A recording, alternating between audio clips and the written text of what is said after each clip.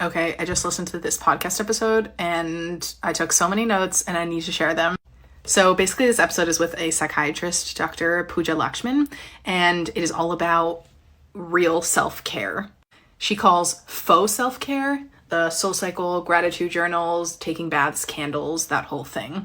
Real self-care, she says, is internal work, and it's based on 4 pillars that just blew my mind. Number 1, setting boundaries. Number 2, practicing self-compassion. Number 3, aligning your values. And number 4, exercising power. Just want to let that sit for a second because I think immediately things will be buzzing in your brain. 1 or 2 might resonate more with you. And I want to get into, in this video, 2 of them that are just blowing my mind. 1 is setting boundaries and 2 is practicing self-compassion.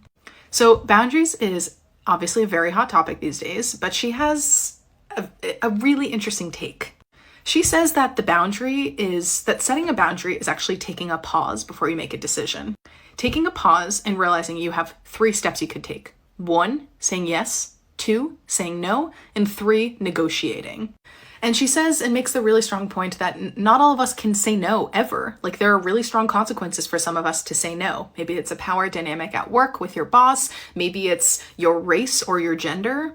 And that many of us then judge ourselves or feel guilty if we can't say no, we weren't able to set the boundary. So she says the radical act and the act of self-care in setting the boundary is taking a pause before you do to understand what road you want to take. Is taking that pause and understanding the consequences of any of the decisions that you'll make. And she uses the specific example of if someone calls, let the call go to voicemail. If you aren't sure whether you want to respond or not, then you can decide, do I want to respond? Do I not? Or do I want to do something in the middle where maybe I text them back? That pause is the self-care. The second one is around practicing self-compassion. And she gives the example, I want to read the quote here, of figure out which of the balls you're juggling are made of glass or rubber.